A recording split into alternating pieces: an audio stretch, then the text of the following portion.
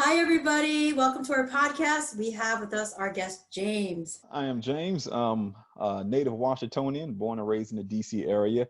My father's originally from DC, my mother's from Carolina. So my entire life I've lived here and I love the area. I have a rather large family. I have about four older brothers, two older sisters, one adopted little brother and one adopted little sister as well. My family is they're very nice, giving people. So very, very large family, very nice people. So I was brought up to around a lot of people. So I enjoy my personal time, but at the same time, I love being social. So I'm an interesting fellow in that aspect, because for the most part, when I get home, I just sit down and watch TV. And then I stick to my schedule from there on out. I get up in the mornings and go to the gym, and then to work, back home to the television. On the weekends, I generally go visit my family. But in a nutshell, that's just me. I'm a homebody that loves to occasionally be social. I did enough socializing as a child. So James, this is Dan. Nice to meet you. I will be learning about you as our audience learns about you, as you answer questions and share more stuff with us. Help me with the math there. How many total kids, including you and that family?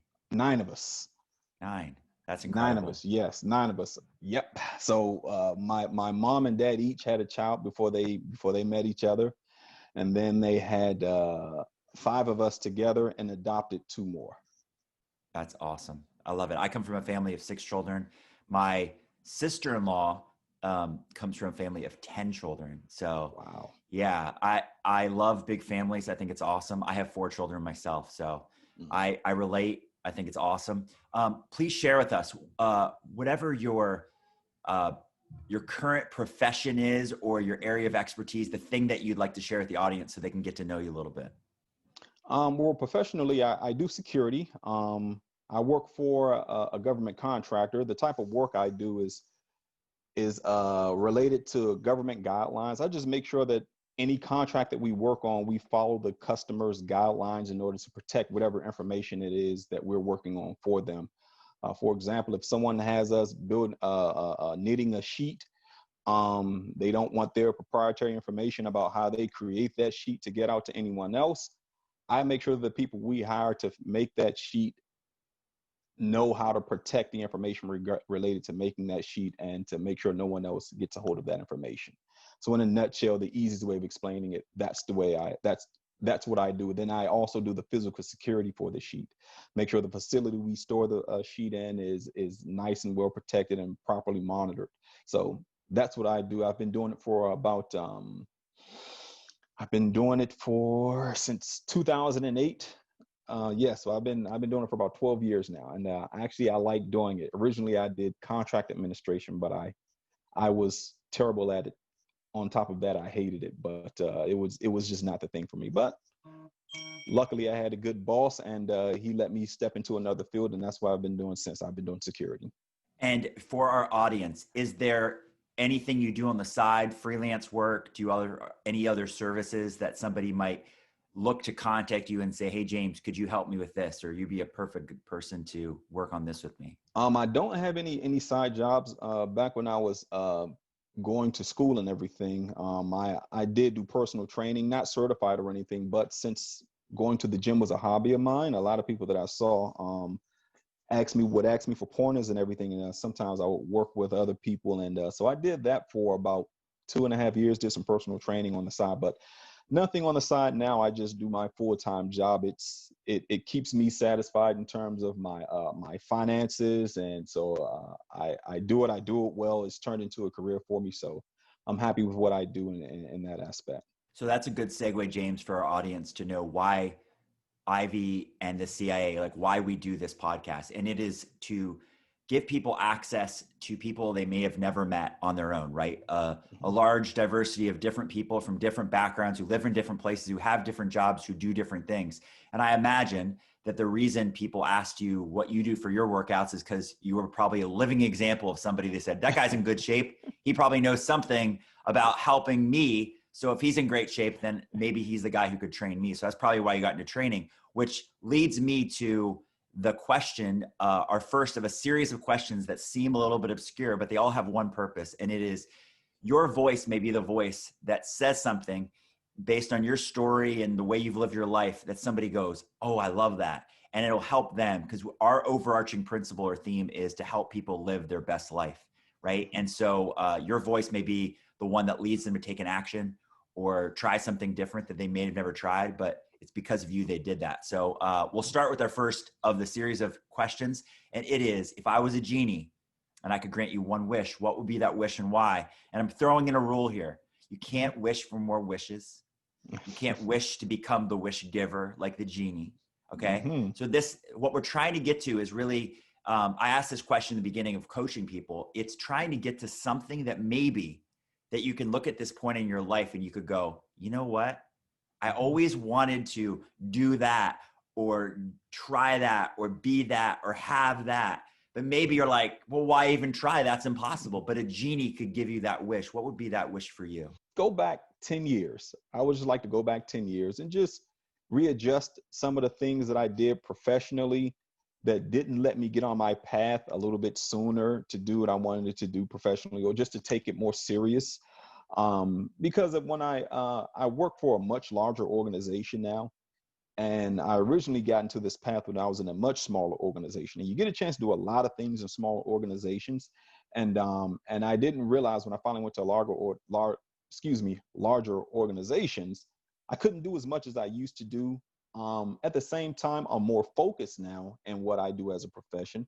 But there were a lot of things I could have learned, more people I could have networked with, just to become more aware of things that I could do professionally if I wanted to branch out and do something else, or just to take more advantage. More than anything, it would be just to take more advantage of some of the opportunities that I had when I worked at a smaller organization. So that's interesting that was your answer, because our typical follow-up question actually aligns perfectly, is a time machine question. Like, you go back in a time machine and give advice to your younger self. So I can adjust that a little bit, that question, simply because you kind of said it. Like, your genie wish would be to almost travel in a time machine back and tell your younger self to take things more seriously, or build your network differently, or take some different steps which could lead you. So let's adjust it differently. If you could travel in a time machine to your future, right? Mm-hmm. And you could see your future self, what would you want that future self to be doing, living? What would be the experience of your life 10 years in the future that you would see and be like, oh, perfect. That's what I hope would happen. What would that look like? I'm very low maintenance, but if anything, if I were to say 10 years from now, I would like to see that what I did in my last 5 years in terms of my trying to keep my body intact, trying to keep myself from breaking down, more than anything, because I have a plan as to what I'm going to do in terms of my physical routine to take care of myself and blocks of time. So by the time I'm 45, my intention is to not use free weights or dumbbells or barbells anymore. So I would like to know how my body is responding to something like the changes that I've made in terms of my fitness lifestyle, just to see how my body is reacting to it, because I really like to do it. But at the same time, I have injuries that are I inherit them from my father. Like, my men in my family have bad knees.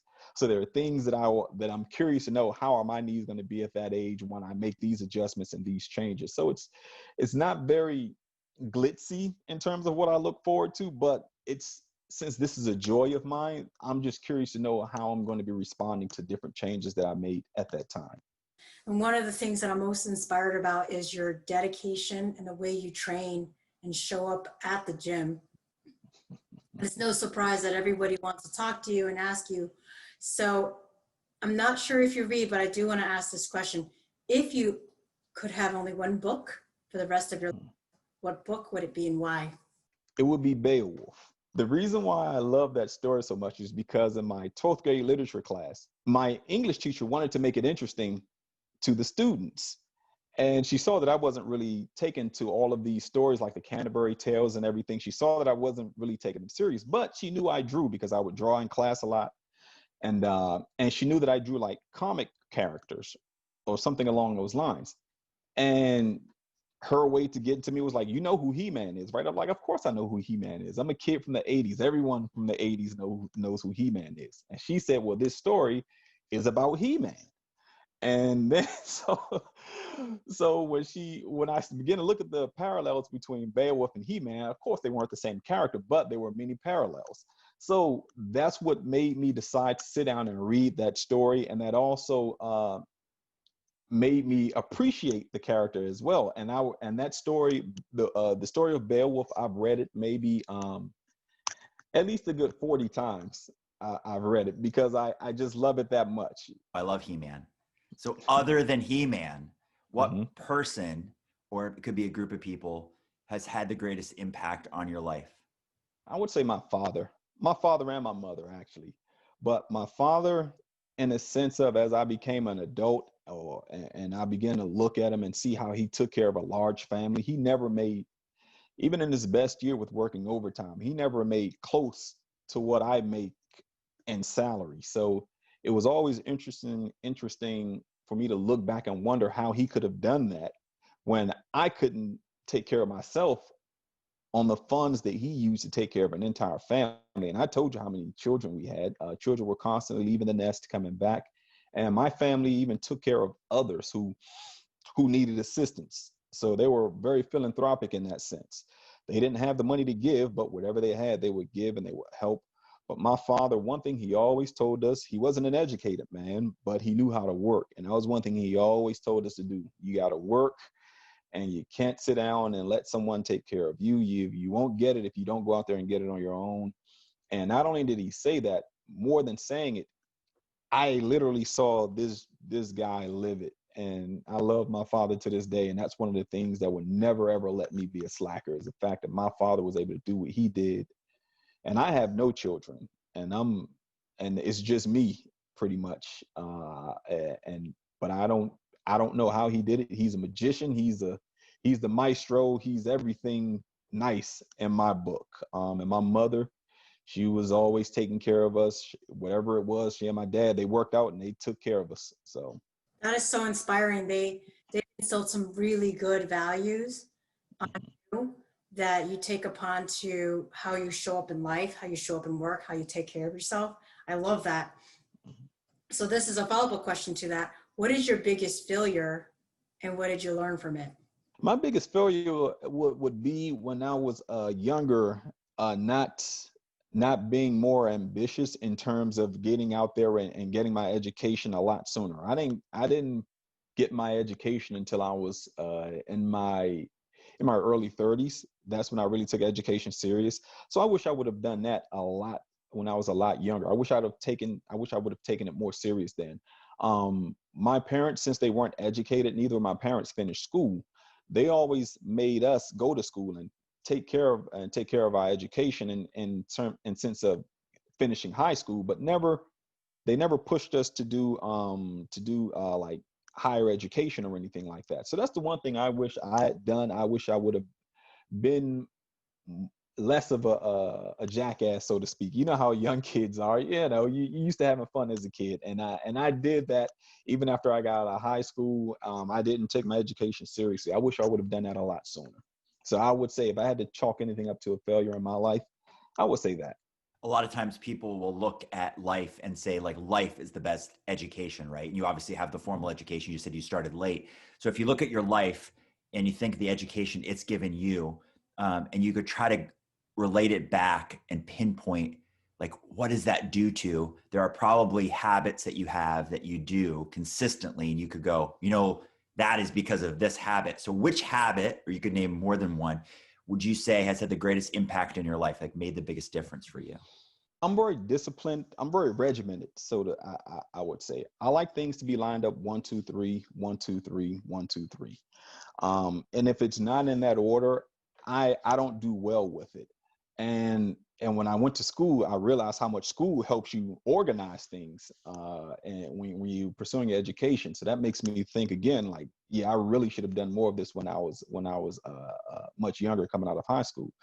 But I think that is the main thing that keeps me on track with a lot of my stuff, because since I like everything 1, 2, 3, I always try to tell people, like, listen, if you can discipline yourself That's the most important thing. Discipline yourself into a habit. And once you get into a habit, it's very hard to fail once you get into a habit. So that's what I appreciate about a lot of the things I've done, because regardless of how I feel, I have my habits in place. So certain things just won't go without being done unless I'm crippled in bed or something like that. I loved your answer. That's really inspiring. Follow-on question to that. What is your morning routine? No, I know you're very disciplined. I'm so curious now.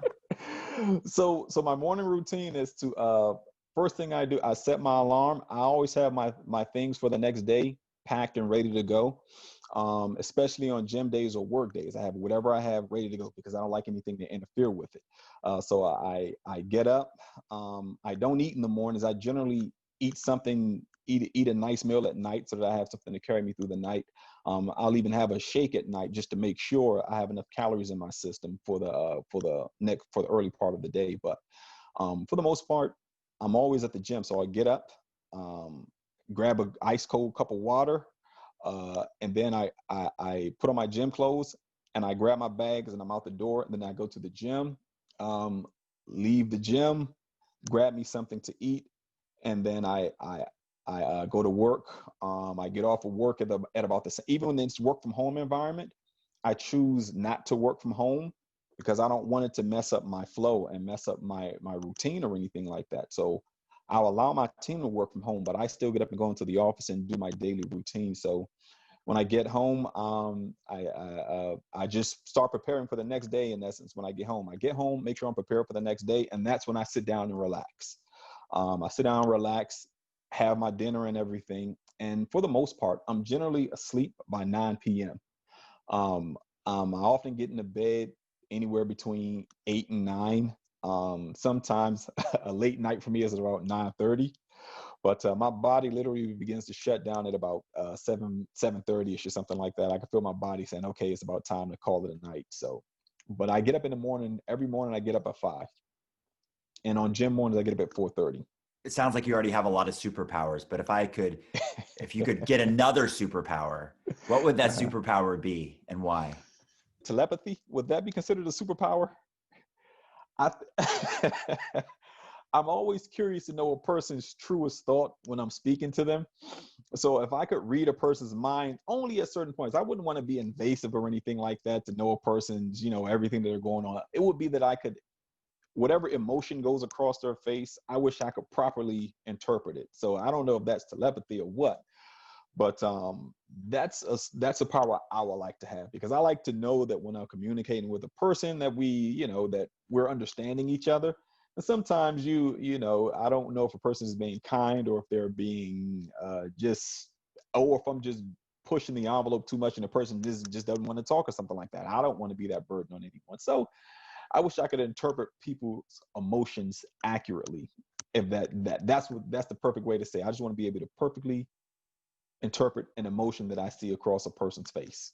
I used to work for the CIA. I was a polygraph examiner. Oh, and wow. So yeah, the first book I wrote was called Is He Lying to You? And obviously the target audience was for women to know if men are lying to them. So I feel like I have small parts of that superpower that you wish you had. And but it's to be used wisely, even if you had that power, right? Because Exactly. Probably seen some of the movies about it, like where they can read, like, I think it was like What Women Want or something, and you could read or hear her thoughts. And I don't know if we'd really want to hear everybody's thoughts, right? Yes, exactly. We really just want to know, like, Tony Robbins uses an interesting term called sensory acuity. And he just means you're acutely sensitive. Like you have this sensitivity or awareness to know, like, okay, I should stop talking, or I should keep talking, or they're right on the verge of taking this action. I just need to influence them a little more. So it sounds like that's what you really want, right? Not just telepathy, but the ability to have really fine-tuned sensory acuity. So like when to push a little more, or when to let off, or when to do the right thing to ultimately have the outcome you want to have in situations, right? Exactly. Because I work in security as well. So we have to do these types of interviews and such. So it would actually help with that. It would also help with that. So, so that's, yes, that perfectly says what I wish I was able to do. What's the biggest surprise you've had in the last few months and why? This one, I guess, whoever would have thought that somebody would have thought I was an interesting enough person to invite me onto a podcast. I never look at myself as an interesting person, so it's kind of hard for me to believe that I have that much interest because, like I said, I'm from a large family, and I was originally the youngest child. So it's hard to see what's special when you have 6 older siblings, and you and you always have to do what everyone else says, and you always have to be prepared to stake your claim on any and everything. So that's I guess this would be it. The life you have today, Mhm. are you living it based on your true authentic self or living on someone else's expectation of you? I would say this is my authentic self. And this is what I would say because I've been living this life like this, and I've been actually enjoying it for like the past 10 to 15 years, even in prior relationships. I didn't really know what it was that I was getting myself into with some relationships because I didn't truly know myself that well. And then as I began to have these relationships, I realized, hey, I began to say to myself, well, James, this is you, don't try to change it too much, don't be selfish, but at the same time, be you and just be honest with individuals that you may be dealing with and such. And just let them know, hey, I'm, I know it's hard to believe that I'm a loner because from such a large family, but I'm a loner. I like my downtime. I like being with me and with my own thoughts. As much as I enjoy other people's company, there is a window in which I enjoy that company, and then I retreat to me and myself. So, like the old song says, it's me, myself, and I a lot. But at the same time, I know that humans are social creatures.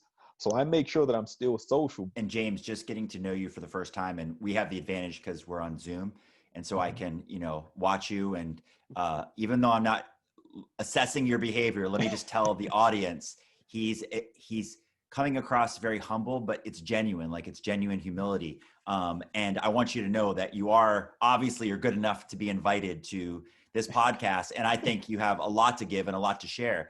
And I think it's sometimes that those are the greatest teachers, right? Are the people who aren't coming from a place where like, I know it all, but a place where you're just living your life. Like I think in the early parts of this conversation, we talked about people coming up to you at the gym because they see you living your life, not out there publicizing like, hey guys, come to me. I'm the guy you should be asking for advice on training, but you're living your life. And that I think like just being you, the authentic you, as Ivy asked the question, that speaks volumes. And I think that's like life's greatest teacher. So thank you for just being you.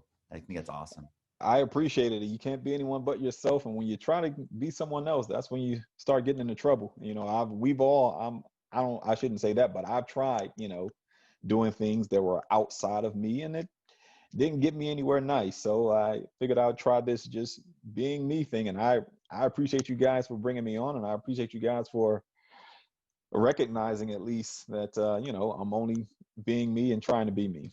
If you reflect back, even though this was a surprise that we asked you to come on, and you think about, they should have asked me this because I would love to share that aspect of my life or this story or thing.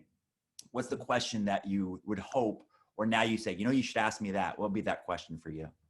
I don't know that there is one because the questions that you guys asked, there were questions that were open-ended in a sense that they allowed for like an honest response from the individual. If someone were to just like with some of the questions that you guys asked, like if you could rewind time and this, that, and the other, a lot of people will sometimes, you can get a superficial answer or just an answer that's just out of this world. Like if I could rewind time, I would go back and I would change the way that life has been for our people across the world. You know what I mean? And, of course we want to do that, but there's time to do something like that in every year, every second, every day or something like that. There's some way you can do something right to change someone's life and things like that. And I totally get where people will come from, where say, well, I'll go back and end war and this, that, and the other. In a utopian society, yeah, we could do that. But at the same time, I think that we understand as adults that, that's not going to happen, but we can do everything we can to make things right by being true and honest with each other and just being nice people. That's one of the things that, I think is the way we change the world, be nice to people and do right by people. And so I honestly don't know that there is a question that comes into mind, I wish I could have asked. I'm quite sure it's going to come to me later and be like, oh, James, you should have said this. That's always the way it works. But as of right now, I can't say I honestly could think of a question. If you had food, what would it be? If I had a favorite food, my most favorite fruit, grapefruit, ruby red. That's what I would be. That's what I would be. I would be a ruby red grapefruit, bringing deliciousness to everyone. That's what I would do.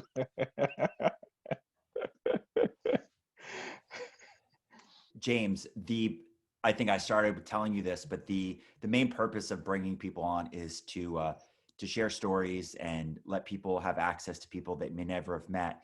So if you could just give one piece of advice, like a parting words that you could give to this audience and say, you know, if I could give you one piece of advice and this advice could help you live your best life, whatever that is for you, what would be that advice you'd give to people?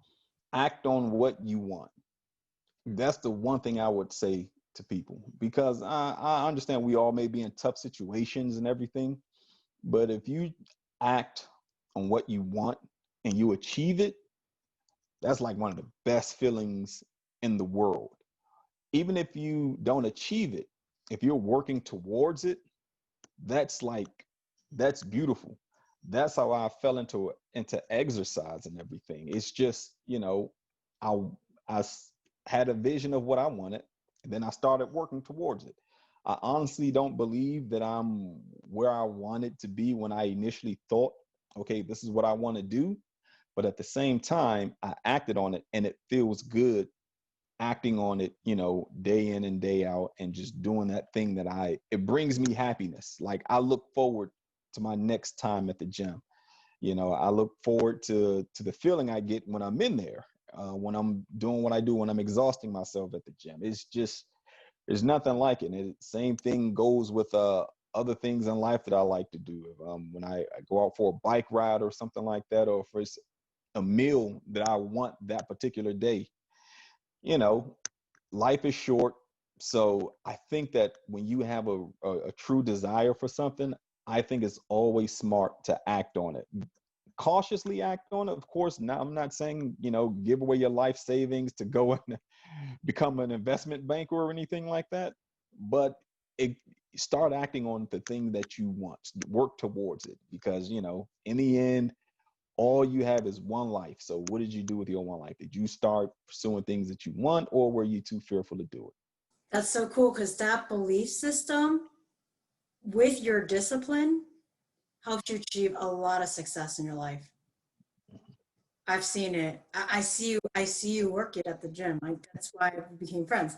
But it's super, super cool to have you share that thought. Thank you so much. My absolute pleasure. James, it's been awesome hanging out with you, having this conversation, and I'm sure the audience feels the same way, whether they watch the video portion on YouTube or whether they just listen to the audio section. I would say, if anybody wants to reach out to you, what would be a good way for them to reach out? Or do you not want people reaching out to you and just they can see and hear you and go, seems like a cool guy? Or if somebody was like, you know what?